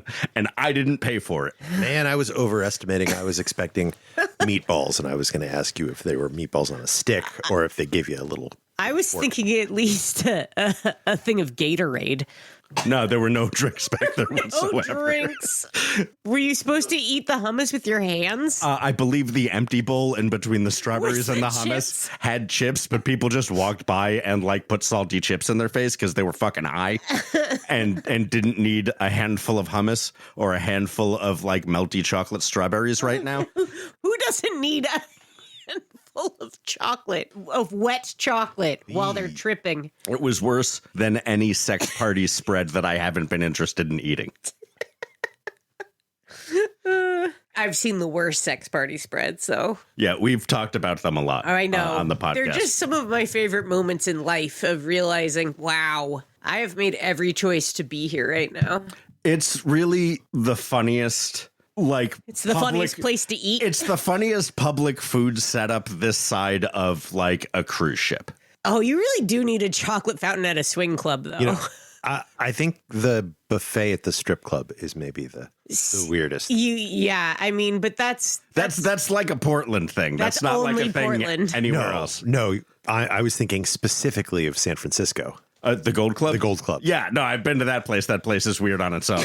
But, like, I don't think that's a touchstone for other folks. Like, there used to be a guy who tried to take me there for lunch from work, and I was just like, dude, I don't go to strip clubs, but I don't go to strip clubs with my coworker. And he was like, yeah, but we're going for the steak. They've got like a buy one, get one free $30 steak meal on Tuesdays. We can just go there for lunch for that. And I was like, we are still going to a strip club as coworkers. There's no like, wait, you don't understand, but there was a stake for me keeping my job. I've never understood it as like a job related thing because you just are getting like a boner with the people you work with. No, I'm not. And that's the thing. That's what keeps me my job. See, I really think of getting boners together as a friendship thing, not like a coworker thing. Yeah, and it gets to be uncomfortable, but you still get paid every 2 weeks. You know? You don't like getting boners with your friends? No, I'm just saying sometimes you end up with your coworkers being your cohort. It's true. Uh-huh. And we're not talking about you and your strip club. That's Rex. some service industry shit. Yeah. That's fair. When you're getting off work at 12:30 and when you're getting off work at 12:30, what are you gonna do? Yeah, and you're going to shoot your junk and drink your booze and fuck each other and be messy anyway. Fine. I work for a nonprofit. What is the buffet like? I've never gone.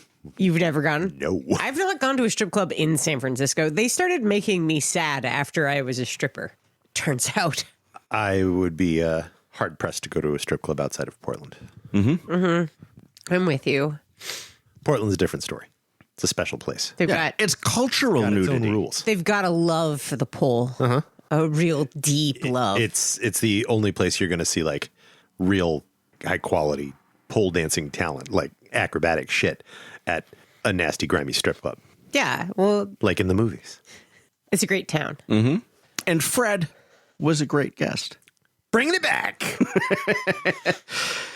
You like that, Fred? You like the segue from the dirty, grimy strip clubs of Portland to what a great guest you were? What a great guest you were, talking about creeps at Burning Man.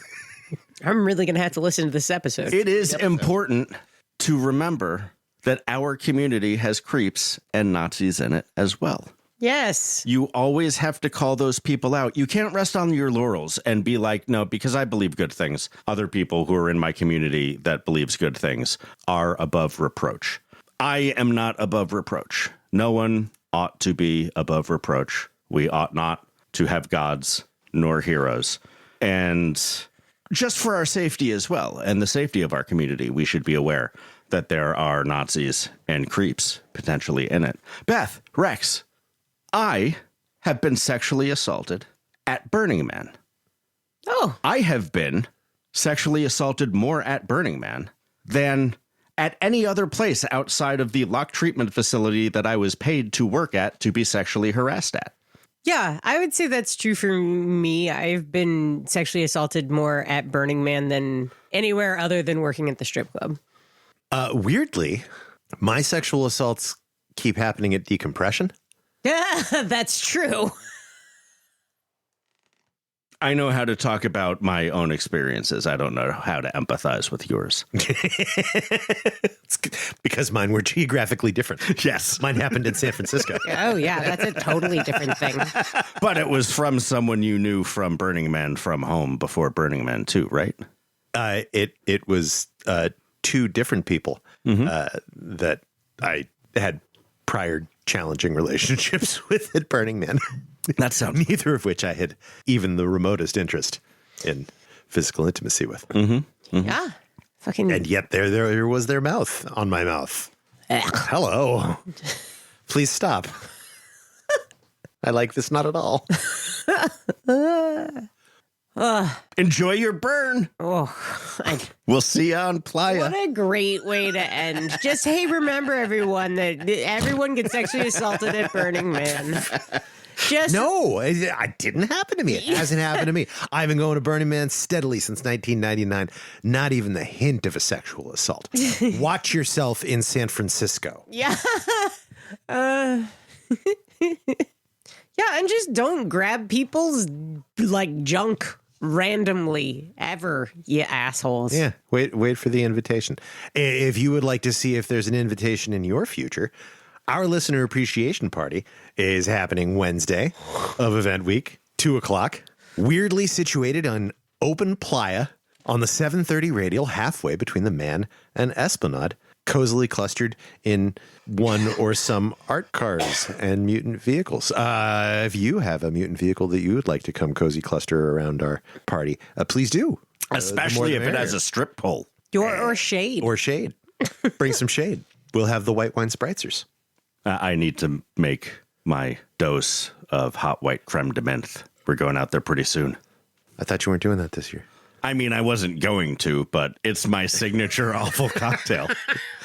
It's really a rewarding awful cocktail. People are very interested. People are very interested in it. Some people are very into it. Yeah. It makes me feel powerful. You could use it to busy up a white wine spritzer, since we are in the business of busying them up. Okay, but we need to bring one of Beth's pee buckets as a yark bucket because we're in open playa. We're not leaving this vomit in the Lamplighters bar.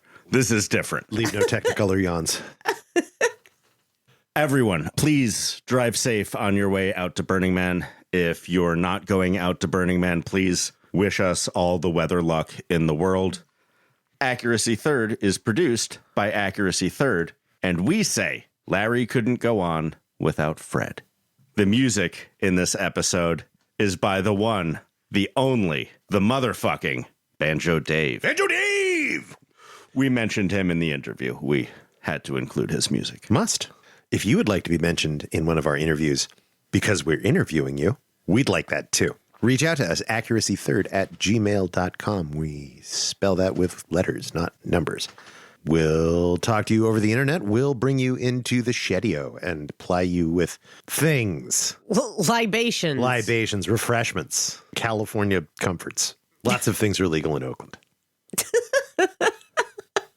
Yeah, we haven't had someone fly in so that we could give them mushrooms and then interview them. And we could. We could do that here. If you would like to be legally interviewed on legally purchased mushrooms in the shedio, we'll make that happen. You need to be interviewed for the podcast first, though, by us. You can't just show up and be like, ply me with mushrooms and I'll tell you a story. I've had that happen before. It's rough. I'm going to go ahead and put a low bar here and say, hey, we have to actually like these people before we do drugs with them in an enclosed environment. I'm not going to be doing no drugs. Beth, that low bar is like 6 years old. You're still judging me from where I was right after the divorce, and it was rough. Well, so then I just need to know them sober so that I can recognize what's weird about the way they're thinking. Yeah. Be our first pre-interview. That's all I'm saying. Yeah. I am also saying burnernarc.com. Boinernarc.com. It's too late for you to get your t-shirts in time for the burn. Fuck.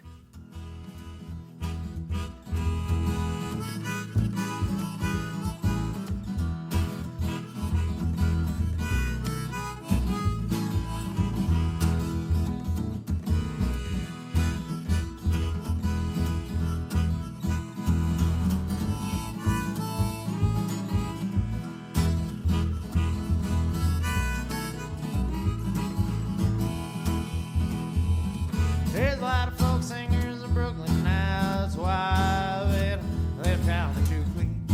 Ain't mean the Midwestern folk.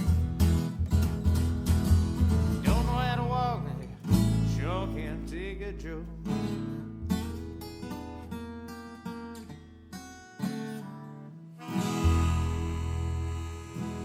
Speaking of people who fundraise for their own party time.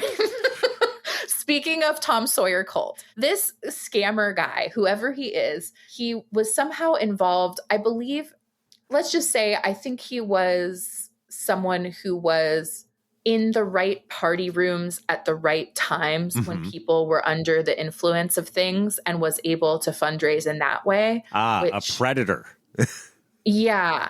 But I also think that somehow he had a crowdfunding thing online that worked. So he bought us the body of a 747 jet and he kept it very vague. Like, this is going to be amazing. This is big imagination. We're changing the world. But really, when it showed up, it was just a 747. Just a hunk of aircraft. Yeah, just a hunk of aircraft. And so when it was on the way in, it got stuck across the highway. And this was the year when it was maybe the first or second year of this new layer of outside management coming in to supposedly be an operations team. You know, who knows? Maybe it's worked out wonderfully since then. But the person had pissed off Willie Courtney. And Burning Man would not happen without Willie Courtney. Willie Courtney is the man behind the man. He is Bruno's grandson. He is really like the patron of Gerlach. You know, he handles the road crew for the Department of Traffic. He handles the mechanic contracts for the sheriff. He runs the gas station, the restaurant, the bar wouldn't exist. I'm pretty sure that he does that out of the goodness of his heart for the locals, you know? So, and then he handles like a huge amount of contracts for Burning Man because he has a trucking company also, and he has an equipment company. Speaking of the airport, he purchased a giant roller so he could compact the dirt for us so that the airplane could land.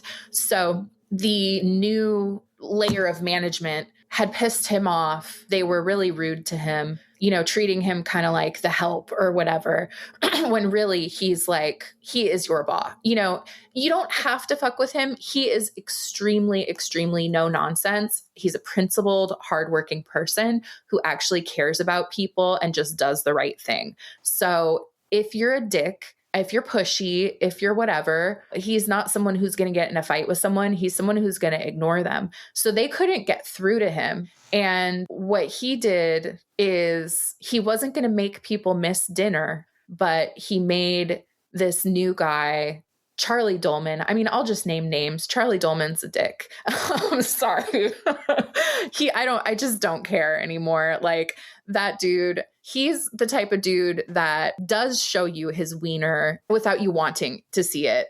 And that was just known amongst the crew, like amongst the women in the crew. And so he had to stand by the side of the road with the Department of Traffic officials, like, how the fuck are we going to move this thing? Because the only person who can get this moved is Willie. And so Willie made him sweat for maybe 3 or 4 hours. And then he went out and fixed it for them. But it's the exact opposite of DIY, was big imagination. And it's funny to me, and it's sort of emblematic of that sort of phase of Burning Man. Although I'm really curious about post-COVID Burning Man. I think I'll go to regionals at some point in my life. Fred, come back. Come back. Just for once. Come for a weekend. We'll get you in. Everybody says that, but it's like... But do they have pizza ovens and an entire kitchen where I can cook you a great meal? What if, I mean, some of the shit I've seen out there, I mean, I was just the first responder on so much crap that I don't know. We'll see. But I like it when people beg. I like begging. So this is nice. I don't beg. I entice.